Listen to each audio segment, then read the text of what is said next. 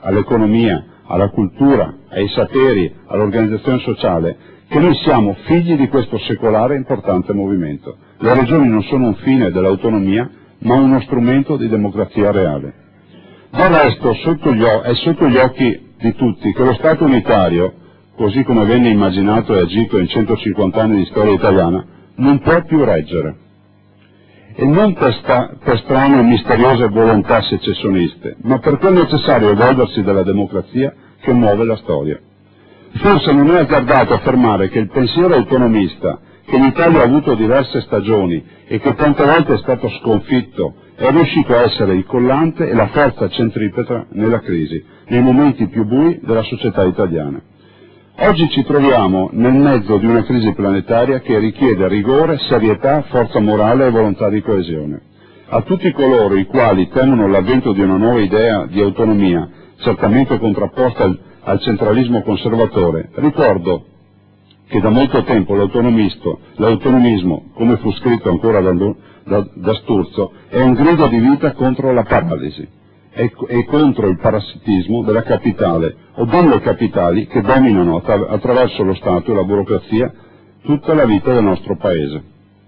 Un richiamo che già attuale nel 20 è di sconvolgente attualità anche oggi, nel pieno del dibattito sulla manovra finanziaria e sull'articolazione che vogliamo dare al nostro Stato.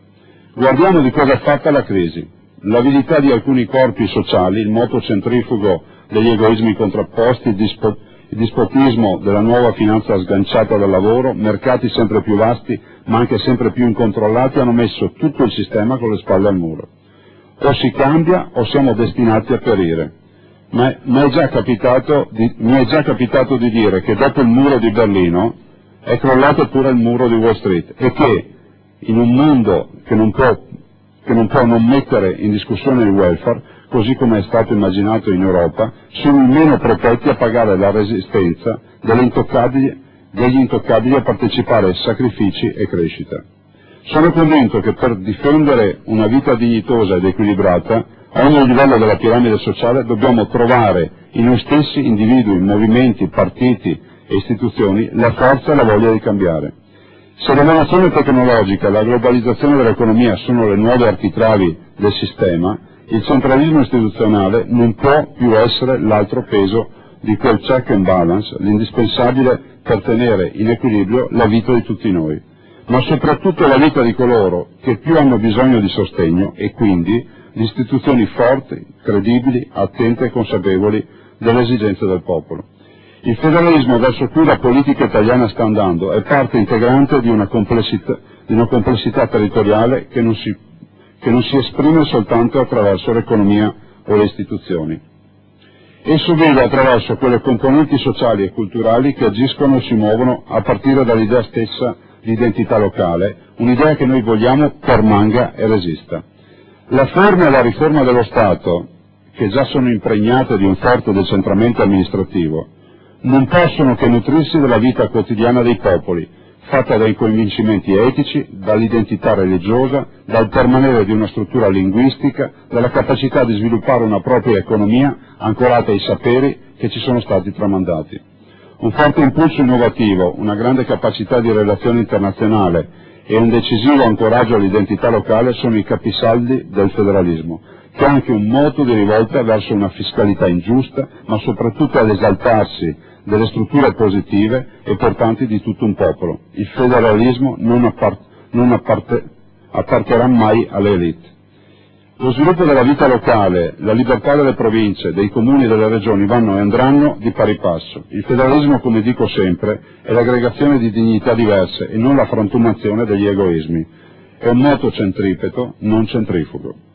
Mai come oggi dobbiamo guardare agli interessi delle famiglie, delle piccole aziende, dei lavoratori che stanno pagando un conto altissimo a scelte economiche davvero dissennate, degli imprenditori che coraggiosamente resistono alla crisi. Dobbiamo guardare a quei settori come il manifatturiero che vogliamo rimangano tra i capisaldi economici della regione. Mai come oggi è necessario convincere della necessità di quel federalismo a geometria variabile che è l'unica speranza per tenere insieme il nord e il sud di questo Paese. Un paese nel quale soltanto 4 regioni hanno la capacità di presentare conti in regola. Questa sperequazione evidente è ingiusta per tutti. Non può più essere sostenuta con il lavoro, la fatica e la capacità di autoregolarsi di pochi. Noi chiediamo con forza segni di un ravvedimento nei comportamenti della classe dirigente del Mezzogiorno, che porti gradualmente tutti allo stesso livello. Lo ripeto, è impensabile continuare a chiedere sacrifici a coloro che hanno già dato. Peraltro, senza una piena attuazione del federalismo, il conto più caro lo pagheranno proprio quei territori più deboli, più indebitati, peggio governati di questo Paese. Lo sosteneva fra i tanti anche Gaetano Salvemini, convinto che fosse nel federalismo delle autonomie provinciali e comunali il mezzo concreto per affrontare e avviare a soluzione il problema del sottosviluppo del Mezzogiorno. Se le riforme istituzionali ed elettorali fatte finora hanno dato inizio alla ricerca di un nuovo equilibrio nel rapporto tra cittadini ed istituzioni, oggi i tempi sono maturi perché si scardini l'erronea convinzione che l'eguaglianza richieda l'uniformità. Il federalismo a geometria variabile amplia e non riduce il ventaglio di possibilità di risposta alle necessità sociali di territori diversi. Migliora e non peggiora l'efficacia delle risposte della politica e dell'amministrazione alle esigenze del cittadino. Non solo, il federalismo a geometria variabile sanerebbe 2 profonde ingiustizie che l'attuale struttura dello Stato tiene in piedi. Creerebbe le condizioni per il superamento dei problemi atavici che affliggono alcuni territori, impedendone lo sviluppo, e consentirebbe agli altri di non frenare la loro crescita. E questo nell'interesse generale di tutto il Paese, perché se le economie non sono sistemi chiusi, ancor meno lo sono quelle regionali. Signor Presidente, signori consiglieri, gentili ospiti, voglio concludere questo mio intervento rivolgendo un appello e consiglio affinché si possano trovare senso di responsabilità, motivazioni e spirito di squadra tali da poter dare al Veneto il suo statuto, la sua fonte normativa. Non si facciano eccessivi tatticismi su questo argomento, si guardi al futuro con spirito libero e con generosità. Credo che sia un frutto positivo di questa volontà di dialogo il fatto che la Commissione Statuto raccolga sui territori spunti e suggerimenti, come ha sapientemente voluto il Presidente Carlo Alberto Tesserin. Noi vogliamo una carta regionale che sia l'esito di un ascolto profondo e attento delle esigenze che arrivano dalla nostra base sociale. Senza una reale, sincera collaborazione fra tutte le forze politiche qui rappresentate, la nostra Regione non avrà la sua legge, come prevede invece la Costituzione. Vorrei citarvi un altro grande a cui dobbiamo ispirarci in questo periodo di transizione. Einaudi diceva che nella vita delle nazioni di solito l'errore irreparabile è di non saper cogliere l'attimo fuggente. Senza una reale e vera collaborazione su questo tema, che riguarda il futuro di noi tutti e del nostro Veneto, scaveremo un nuovo solco profondo fra il palazzo e la piazza, fra il popolo e la politica, senza poter più distinguere le idee dalle illusioni e senza aver saputo cogliere un attimo così utile per il nostro popolo.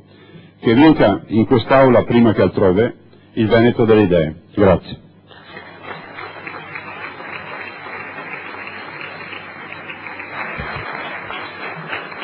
Grazie al Presidente Zaia. Con il suo intervento termina la cerimonia di celebrazione dei 40 anni dell'insediamento del primo Consiglio regionale e perciò di nascita della Regione. Credo sia stata una cerimonia sobria ma significativa e ringrazio l'Ufficio di Presidenza per la collaborazione e per tutti quelli che sono adoperati per la buona riuscita. Come allora anche adesso noi